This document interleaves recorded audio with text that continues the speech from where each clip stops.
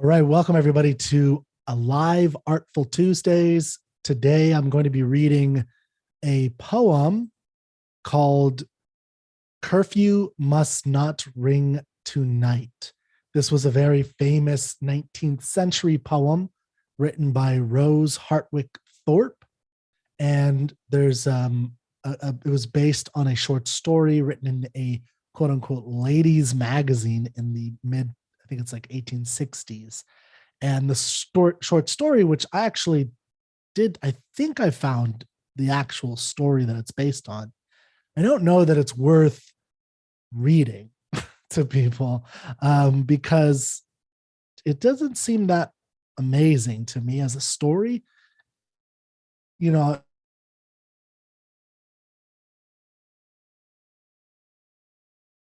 of what a poet could do just with the story, and like what adds to what there is to be added to by poetry and poets, when they either get a historical story or a literary short story in a magazine and they add something really wonderful to it.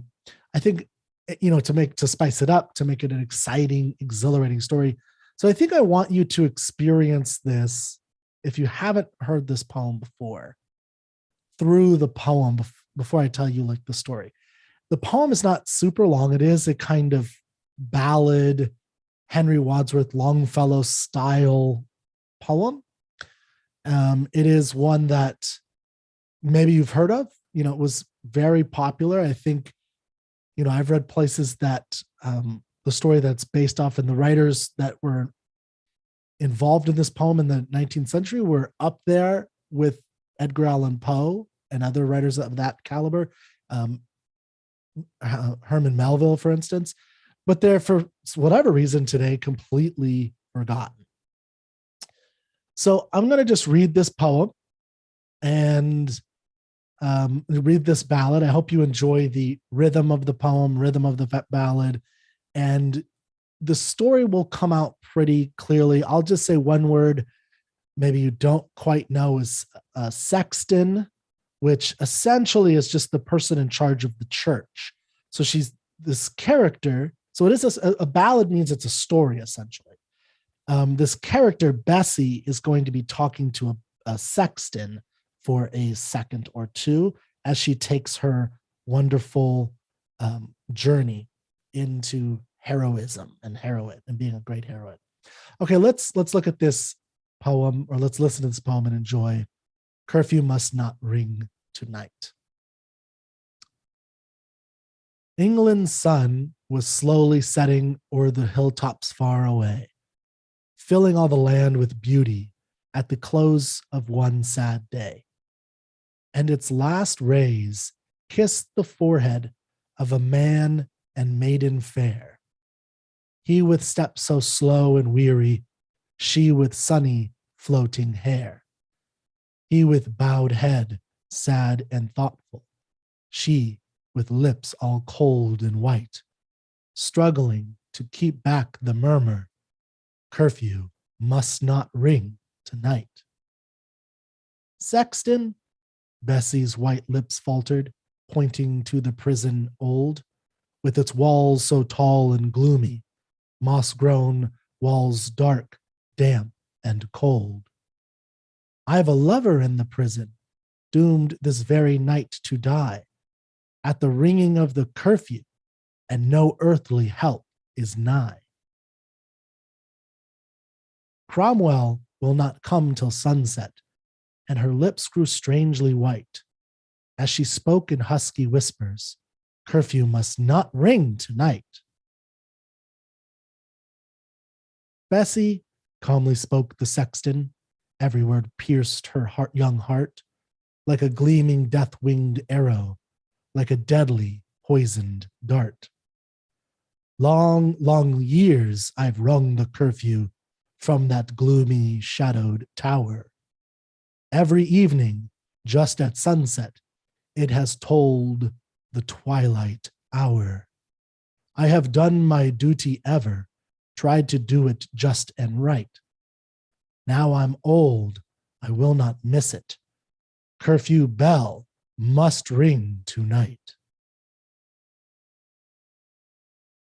Wild her eyes and pale her features, stern and white her thoughtful brow. As within her secret bosom, Bessie made a solemn vow. She had listened while the judges read, without a tear or sigh. At the ringing of the curfew, Basil Underwood must die. And her breath came fast and faster, and her eyes grew large and bright. One low murmur faintly spoken, curfew must not ring tonight. She with quick step bounded forward, sprang within the old church door, left the old man coming slowly, paths he'd trod so oft before. Not one moment paused the maiden, but with eye and cheek aglow, staggered up the gloomy tower where the bell swung to and fro. As she climbed the slimy ladder on which fell no ray of light, upward still her pale lips saying, curfew shall not ring tonight. She has reached the topmost ladder, o'er her hangs the great dark bell. Awful is the gloom beneath her, like the pathway down to hell. See, the ponderous tongue is swinging. 'Tis the hour of curfew now, and the sight has chilled her bosom, stopped her breath, and paled her brow. Shall she let it ring? No, never. Her eyes flash with sudden light. As she springs and grasps it firmly, curfew shall not ring tonight. Out she swung, far out. The city seemed a speck of light below, there twixt heaven and earth suspended, as the bell swung to and fro. And the sexton at the bell rope, old and deaf, heard not the bell, sadly thought that twilight's curfew rang young Basil's funeral knell. Still the maiden, clinging firmly, quivering lip and hair, fair face white, stilled her frightened heart's wild throbbing. Curfew shall not ring tonight. It was o'er.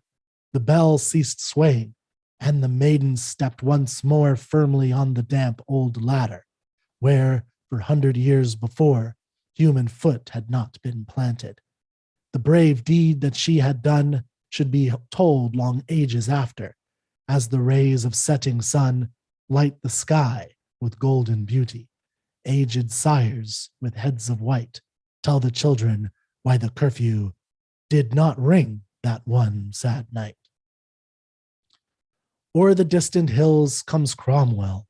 Bessie sees him, and her brow, lately white with sickening horror, has no anxious traces now.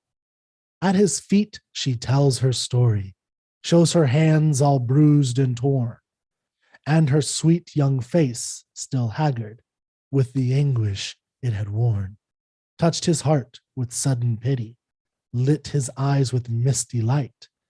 Go, your lover lives, said Cromwell. Curfew shall not ring tonight.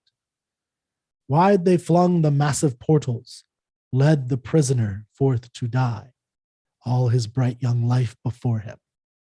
Neath the darkening English sky, Bessie came with flying footsteps, eyes aglow with love light sweet, kneeling on the turf beside him, laid his pardon at his feet. In his brave, strong arms he clasped her, kissing the face upturned and white, whispered, darling, you have saved me. Curfew will not ring tonight. And that's it. That's the poem.